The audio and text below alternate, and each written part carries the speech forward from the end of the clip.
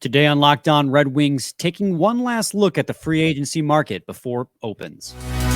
You're Locked On Red Wings, your daily podcast on the Detroit Red Wings. Part of the Locked On Podcast Network, your team every day.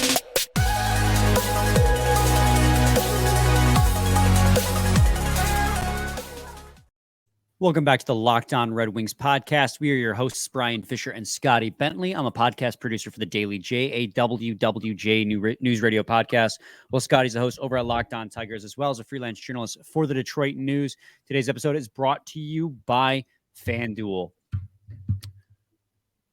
the official sportsbook of Locked On. Make every moment more. Visit FanDuel.com/Locked On today to get started. It took me a second to find where it was at, but we are good. So another kind of like the quiet, the calm before the storm today, Scotty, where nothing a lot has happening in the Red Wings sphere. I mean, the St. Louis Blues acquired Kevin Hayes for a 6th-round pick. Big whoop. It looks like the Kings might acquire Pierre-Luc Dubois, but nothing happening on the Red Wings front. I know Ottawa Senators general manager Pierre Dorian said they're not likely to trade back into the first round.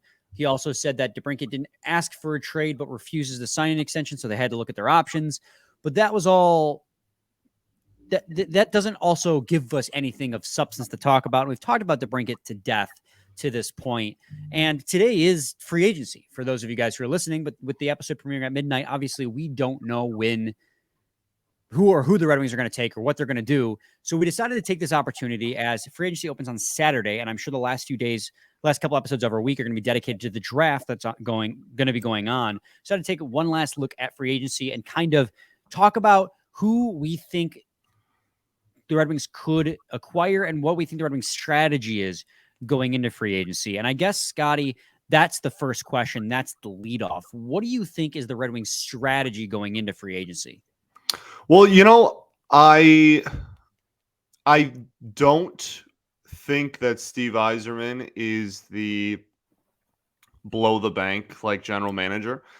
So I don't expect the Wings to go out there. Like if you're holding your breath thinking that the Wings are going to go from like well under the cap floor to like right up against or over the cap, like I think that you might pass out if you're holding your breath for that kind of a thing. But I do think that they obviously have to make additions and I do think they will. But I don't necessarily think that in free agency, at least, the trade market is completely different because there's a lot more big names out there. But as far as free agency goes, I'm not expecting the team to like break the bank on any one person or on like a bunch of people. I think honestly, and I don't think that this is anticlimactic, but I feel like some people will. I feel like a similar, not repeat exactly, but a similar free agency to last year's is probably what we're in store for. You're going to get a few guys around that 3.5 to 4.5 AAV, like contracts wise. And you're probably not going to get anyone more than 3 or 4 year deals. But you're going to get solid contributors that are probably either like middle pairing or middle 6 forwards. Obviously, they need another goaltender as well. So I'm have to believe that they will certainly address that. But that's kind of what I'm expecting, and I don't think that that's a bad thing. I don't say that in a negative light necessarily, but I don't expect them to go out there and completely, like, oh, we're gonna have one of the highest payrolls in the league now. Yeah, I don't think that's going to happen either. I mean, as it stands right now, after the acquisitions that the Chicago Blackhawks have made, the Red Wings sit with the second most cap space in the league. Mm-hmm. And I just don't see the Red Wings, like you said, spending a ton of money in free agency. I think they use that as leverage. I think they use the cap space they do have as leverage going forward. And I think that they view that as a legitimate asset, not just like something to have just to use it. I think they view that as an asset. They Yzerman and co. want to have that cap flexibility. And again, that doesn't mean that they're going to be at the bottom of the payroll either. Like I fully expect them to go out there and spend some money, like Andrew Kopp sized contracts and Ben Sherrod, et cetera. But I don't expect them to break the bank because we've talked about a lot this offseason. They have young players that are extension looming. Like that's not like it's just going to be this low forever. Like, nope, you got to pay Mo relatively soon. You got to pay Raymond relatively soon. You have even more prospects that are about to debut this fall. I think they use that, or they view rather that cap space as an asset, even when acquiring like people in trades. Like you can get more value from people with like contract exemptions or just like taking on a bad contract, et cetera, et cetera. There's so much you can use with cap space, and I don't expect them to just get rid of that asset that they have. See, I don't even know if the Red Wings are going to make a signing the way they did last year. I think last year they made some pretty significant splashes, but with the market the way it is, I would expect it to be a lot of smaller deals that the Red Wings may sign players to. Like if I see a $4 million contract out of free agency, I'll be surprised. I think the biggest contracts they'll sign are probably going to be, after a trade happens. It's, obviously the big one there being Alex DeBrincat if it were happened, but even like, Travis Konechny, if that were to happen, like those guys, well, Konechny has a couple of years left, but if, DeBrincat, that would be a big signing, but I don't think there's anyone in the free agency that would get even an Andrew Kopp level deal that the Red Wings need right now. I mean, their biggest need, and I think their strategy, obviously, first and foremost, is they're going to try and acquire a backup goalie to help out with Ville Husso, whether that's a straight up backup or a 1B type role. Who knows? Obviously, we talked earlier in the offseason about Aiden Hill, and he signed his extension. I think that their other goaltender, Thompson, is going to get a pretty good contract, and I think he might be a good target for the Red Wings to go after. But, looking at the other free agents on the market, like it's not necessarily, I mean, the backup market's pretty, I wouldn't say easy, but it's easier role than some of these other spots to target, because you're just getting a guy who maybe you hope is only going to play like 20 games. Hopefully Ville Husso can become like a 60-game guy. But, you're looking and you have 37-year-old Jonathan Quick. No, thank you. 35-year-old Simon Varlamov. Maybe decent backup. He had really good numbers in 23 games played, 913 save percentage. But again, he's playing behind a stellar island defensive scheme with the Islanders that probably inflated his numbers. Frederik Andersen's coming off 903, but that's another team that's stellar defensively. Jonathan Bernier, which no thanks. He didn't even play a single game because he's been out with injury ever since he signed with the Devils. Cam Talbot coming off the Ottawa Senators, 898. Like you go down the list, and there's not a ton of really attractive names, but I don't know if you need necessarily a huge attractive name there, for your backup goalie. Yeah, well, and that's another thing that we discussed about a month ago, I feel like, and that will definitely bring up again now, being that free agency is here. But like they need to decide, and maybe the market just determines it for them, but they really need to decide what type of goalie they are going to go after. If it is just like, hey, we believe in what we have, and we need more of a, we think Husso can be a guy that's going to start 50, 60 games a year, then we just need somebody who's going to be in net for 20 or 30. That's a whole heck of a lot different than looking around and going, hey, Husso's never going to be the 1A or like the 1-1. We need more of a 50-50 guy. So who out here can be a like legitimate, is going to start 38 to 45 games next year for us.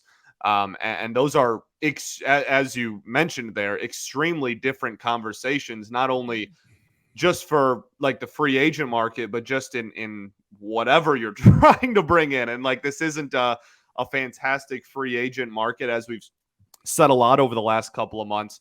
And I'm not really sure there's a bona fide like 1A, or I don't even know if to be honest, I'm not even sure, given the extensions that have been given out, if there's like a bona fide, like this guy can be a really solid 50-50 split goaltender. Yeah, and I mean, I think your two best options on the market right now are Jonas Korpisalo, the LA Kings 29-year-old, played 39 games with the Kings and had 914 save percentage, and then also Tristan Jarry coming off of his contract with Pittsburgh, 28 years old, 910 save percentage in 47 games played. But the thing is like they're not going to come to Detroit looking to split. Like these are guys who are looking to make starter money and become starters somewhere. So Jarry just had $3.5 million and is 28 years old.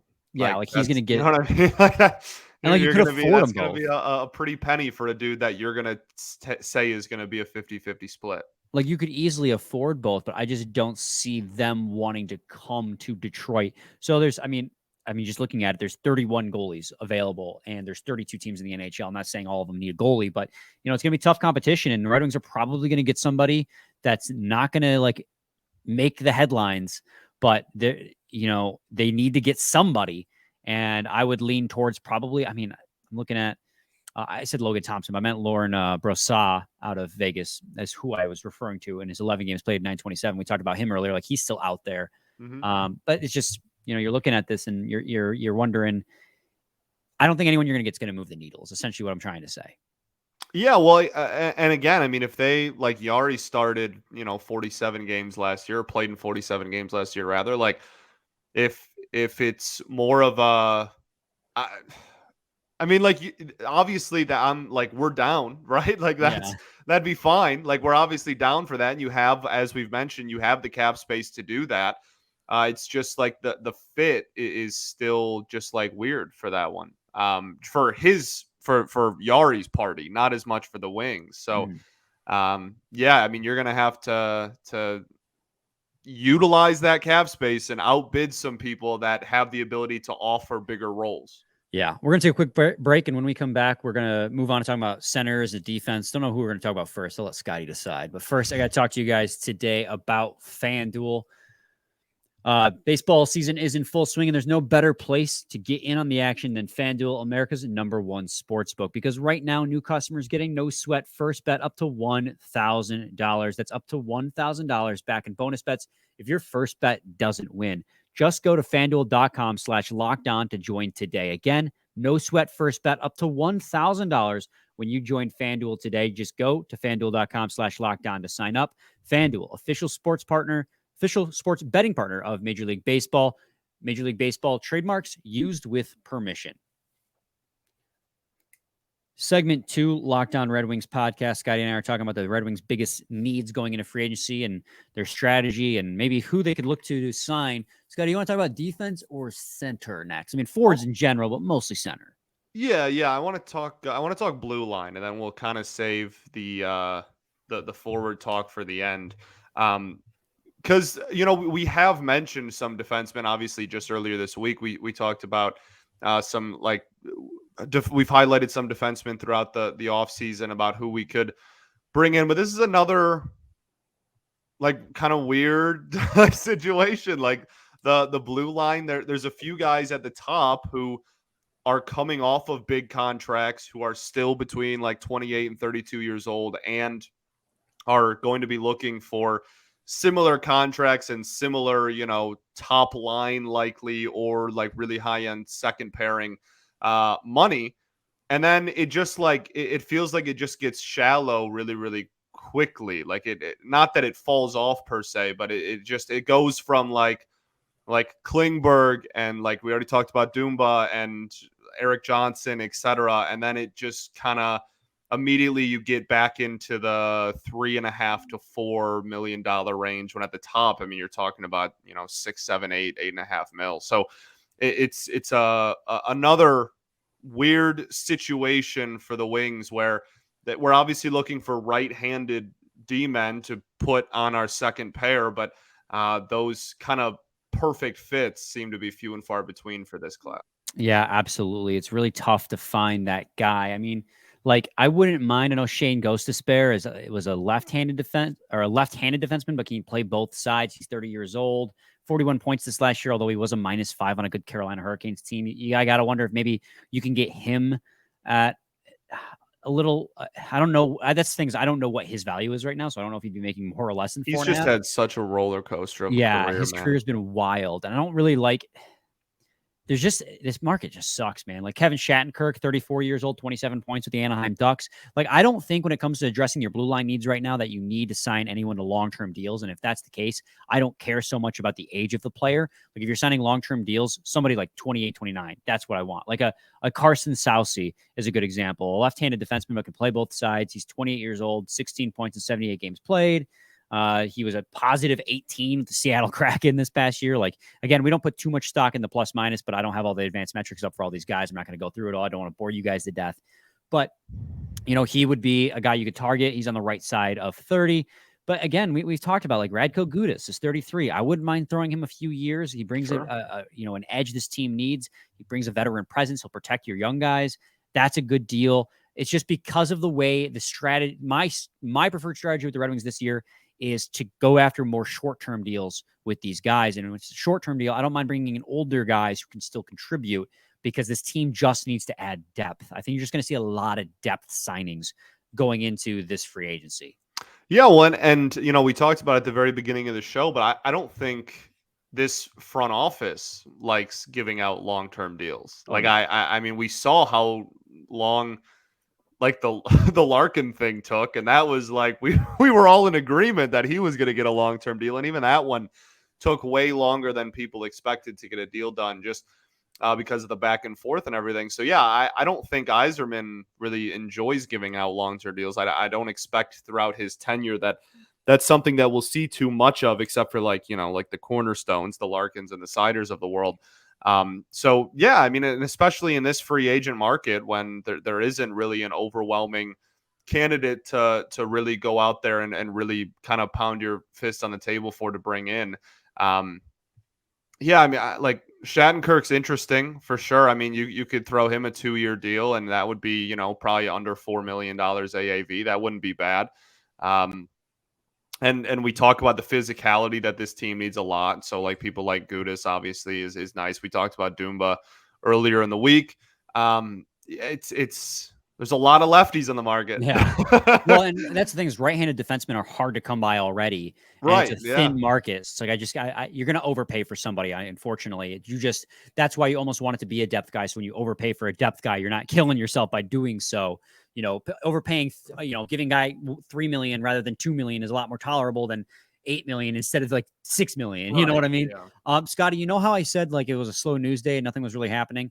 Well, while we sit here and record, the Red Wings schedule just dropped for the NHL season. So this is a nice little pivot we can do real quick. So the Red Wings season starts, Scotty, on October 12th against New Jersey in New Jersey, which is interesting because I'm pretty sure their second game of the season was in New Jersey last season, the season that just concluded. And then their home opener is October 14th against Tampa Bay. And I think their home opener last year was against Tampa Bay. So they just literally swapped those two. Let's see. I'm trying to see.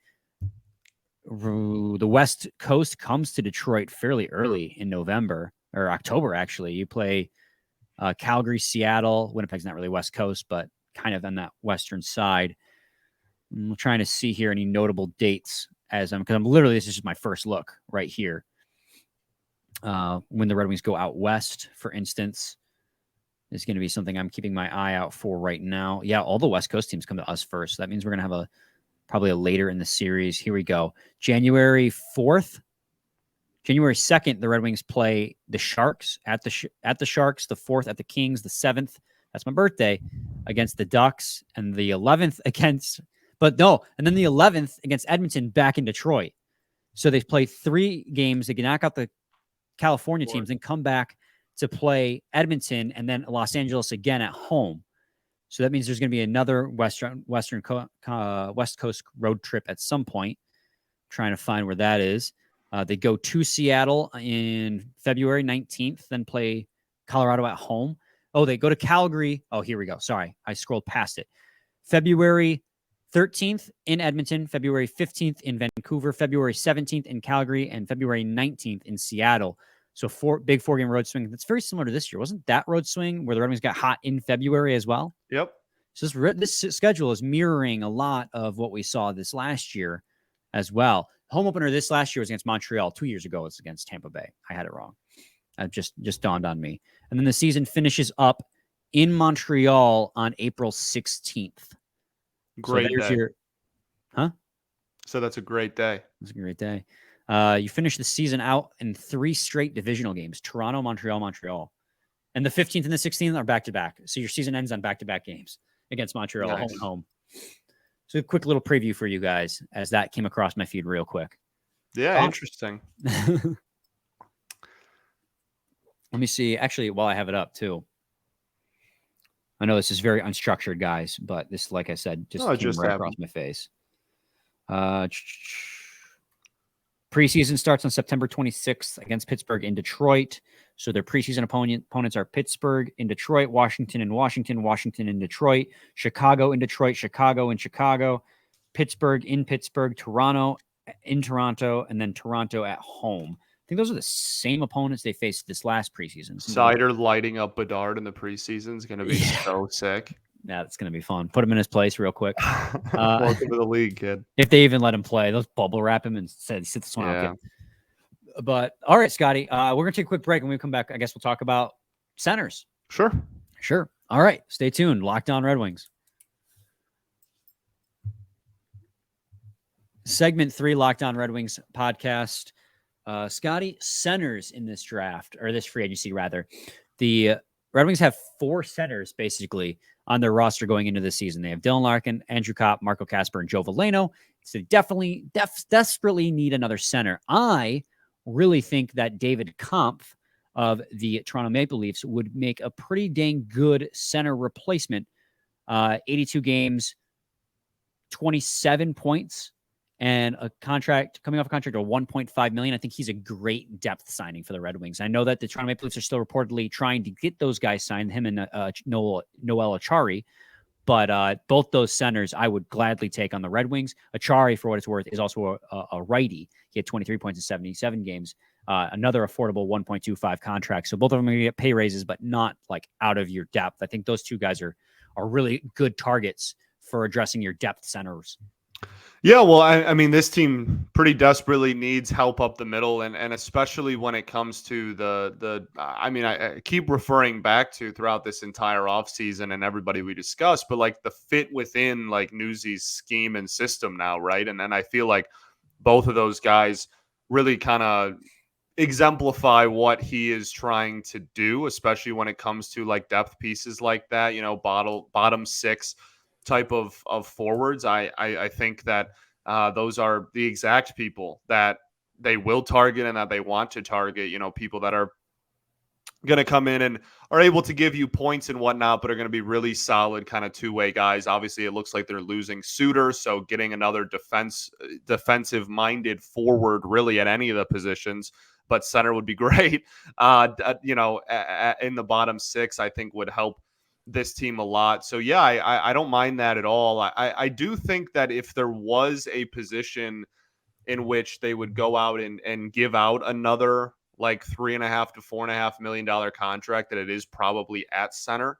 And I think that that's just because of just the importance of center in general and the fact that the organization is super thin there right now. But right now, you are going into your season, and I was one of the bigger Andrew Kopp defenders of all of last season. But I mean, you're going into this fall, you will have Larkin at obviously 1C, and then the rest of center is a lot of toss-ups. 2C right now would be Andrew Kopp, and then your bottom 6 is really just a grab bag and a huge conversation depending on the day. So I think that if there was a world in which they could get a solidified like second line center, move Andrew Kopp would be a fantastic 3C, right? And could give you kind of defense down in the bottom 6 again that we just talked about.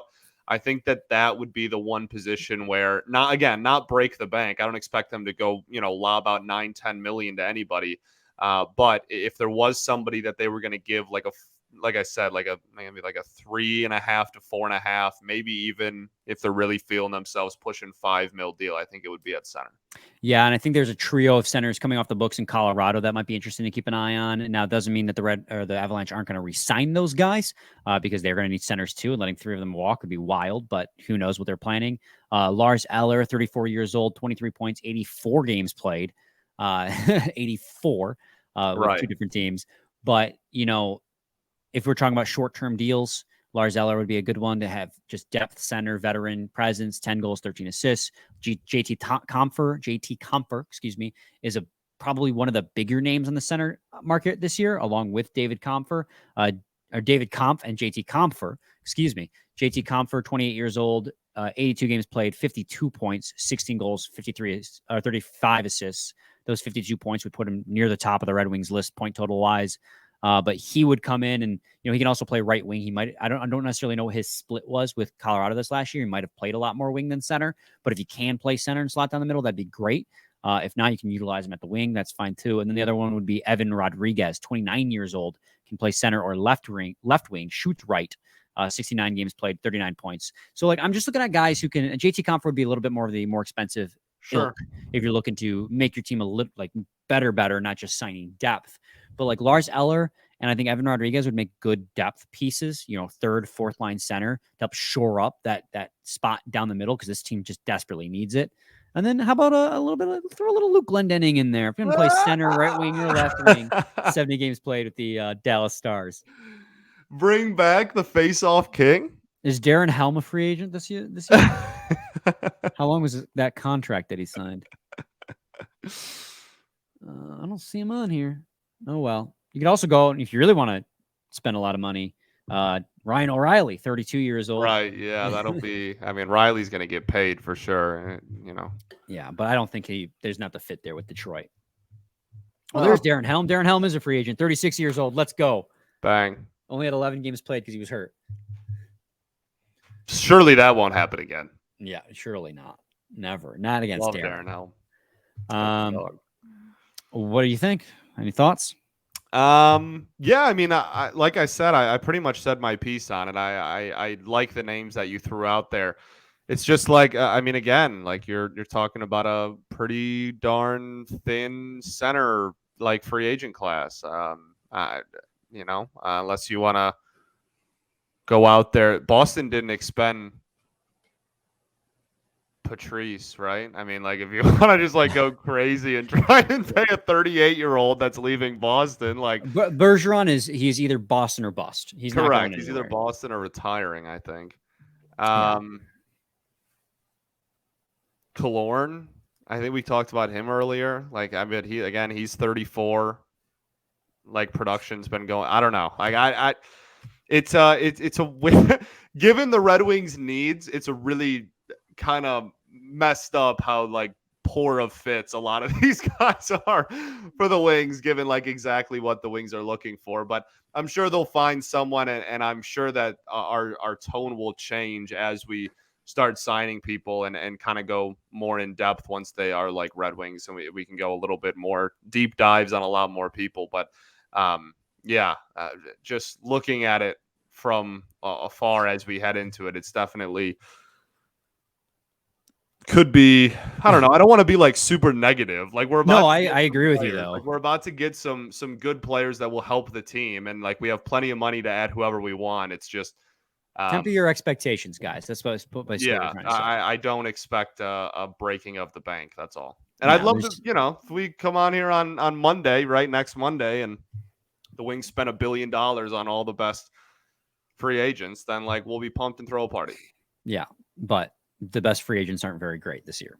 Correct. All right, Scotty, any final thoughts? Happy draft day. Happy draft day.